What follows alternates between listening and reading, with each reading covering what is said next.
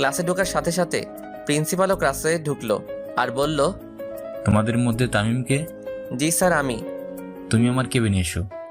আচ্ছা স্যার। তারপর আমি প্রিন্সিপালের কেবিনে গেলাম। সেখানে গিয়ে দেখি কলেজের সভাপতিও আছে, সাথে আমার আব্বুও। তারপর সভাপতি তারেক চৌধুরী মানে অবনীর আব্বু বলল, তুমি সেই তামিম যে প্রতিদিন আমার মেয়েকে বিরক্ত করো? ঠিক বুঝলাম না স্যার। তামিম, তোমাকে এই কলেজে টিসি দেওয়া হলো। যা শুনে আমার নিচ থেকে মাটি সরে গেল। মনে হচ্ছে আমার বুকে কেউ ছুরি ঢুকিয়ে দিয়েছে। কোনো কথা মুখে আসছে না, তবু অনেক কষ্টে আমি বললাম, আমি কি জানতে পারি আমার কোন অপরাধে আমাকে এই কলেজ থেকে টিসি দেওয়া হলো? তুমি স্যারের মেয়েকে প্রতিদিন বিরক্ত করার অপরাধে তোমাকে টিসি দেওয়া হলো।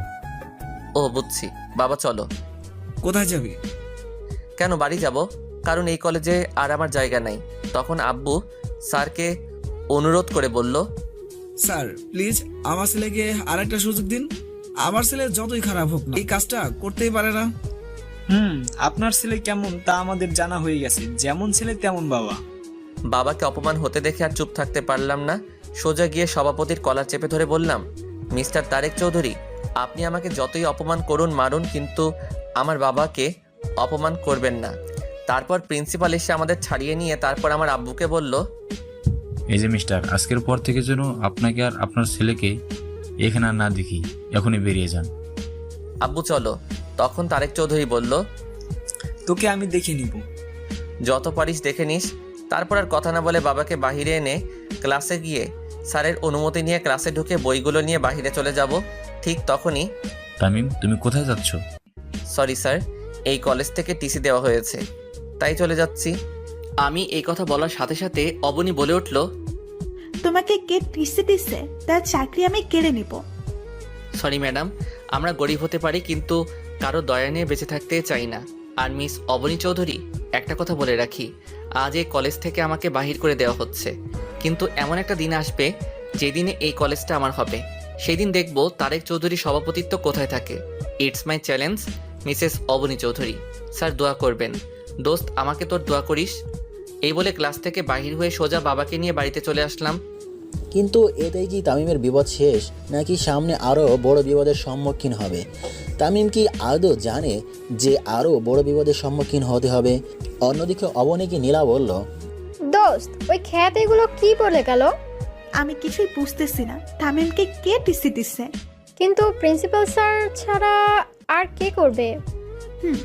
আজ ওই প্রিন্সিপালের চাকরি আমি নিয়ে ফেলবো। তার সাহস হয় কি করে আমার কলেজাকে কলেজ থেকে টিসি দেওয়ায়? তুই কি তামিম মানে ওই খ্যাতকে ভালোবাসিস?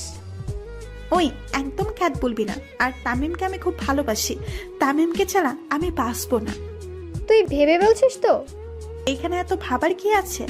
আমি আমার তামিমকে আবার ফিরে পেতে চাই, তার জন্য আমি সবকিছু করতে রাজি। তারপর নীলা যা বলল সেটা শোনার জন্য হয়তো অবনী প্রস্তুত ছিল না। সরি অবনী, আজ আমার জন্য তামিমকে টিসি দিয়েছে। মানে কি বলতে চাইছিস তুই? আসলে আমি আঙ্কেলকে বলেছি যে তামিম তোকে বিরক্ত করে, তাই আঙ্কেল কলেজে এসে তামিমকে টিসি দিছে। তখন অবনী ভাবল, কি এখন আমি কি করব? আমি কি আবার তামিমকে হারিয়ে ফেলবো? না, আমি তামিমকে হারাতে চাই, কিন্তু আমার বারবার কেন মনে হচ্ছে আমি হারিয়ে ফেলেছি। না, আজ যে করেই হোক তামিমের বাসায় যেতে হবে। কিন্তু আমি তো তামিমের বাড়ি চিনি না। তো কি হয়েছে? তামিমের বন্ধু রাফির থেকে জিজ্ঞেস করব। কি ভাবতেছিস? কিছু না। এই বলে ক্লাস থেকে বেরিয়ে সোজা বাড়ি চলে গেল। এদিকে তামিম আর তার বাবা বাড়ি পৌঁছে গেল। তারপর যা বাবা বলল, যা শুনে তামিমের মাথার উপর আকাশ পড়েছে এমন অবস্থা হয়ে গেল। একদিনে দুইটা জ্বর তামিম সামলাতে না পেরে ব্যালেন্স হারিয়ে বসে পড়ে। কারণ তামিমের বাবা তামিমকে বলল, তামিম যখন বাড়িতে ঢুকতে যাবে ঠিক সেই সময় আব্বু বলল, তুই কোথায় যাচ্ছিস? কেন আমার রুমে? তুই আর এবারে কেউ না। কি বলছো এসব? আব্বু তুমিও বিশ্বাস করো আমি ওই মেয়েটাকে বিরক্ত করছি? তখন আম্মু বলল, কি হয়েছে রে বাবা?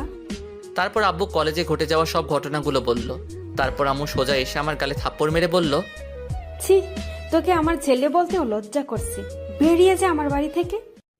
আম্মু শেষ পর্যন্ত আর বলতে না দিয়ে, আজ থেকে তোকে আমরা ত্যায্যপুত করলাম। তুই এই বাড়ি কেউ না, বেরিয়ে যা আমার বাড়ি থেকে। আর কোনোদিন যেন আমার মুখের সামনে না দেখি। এইসব কথা শুনে মনে হচ্ছে কেউ আমাকে লাঠি দিয়ে আমার মাথায় বাড়ি মারছে। আর মনে হচ্ছে যেন আকাশটা আমার মাথার উপর পড়ে গেছে। কিন্তু একসাথে দুইটা ঝড় কিভাবে সামলাবো? দুইটা ঝড় একসাথে সামলাতে না পেরে আমি ব্যালেন্স হারিয়ে বসে পড়লাম। কিছুক্ষণ পর বললাম, আর কোনোদিন এই বাড়িতে আসবো না, চলে যাচ্ছি। ভালো থেকো বাবা মা। অন্যদিকে অবনী নীলা তামিমের বাড়িতে গেল তামিমের খোঁজে, কিন্তু অবনী আদৌ জানে না যে সে তামিমকে হারিয়ে ফেলতে চলেছে। কিন্তু অবনী হাসি মুখিয়ে তামিমের বাড়িতে ঢুকলে তামিমের আম্মু বলল, তোমরা কারা মামনি? আমি অপনি। আন্টি তামিম আছে?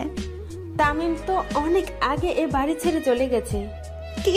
তামিম কোথায় গেছে? আন্টি আমি যে তামিমকে খুব ভালোবাসি। কিন্তু ও তো কোনোদিন বলেনি যে ও কাউকে পছন্দ করে। আমার ভুলের জন্য তামিমের আজ এই অবস্থা। কি ভুল করেছো মামনি? আমার জন্যই তো তামিমকে টিসি দিছে। তুমি যা করলে তার কোনো ক্ষমা নাই। তোমার জন্য আমার নির্দোষ ছেলেটা কষ্ট পাচ্ছে। বেরিয়ে যাও আমার বাড়ি থেকে।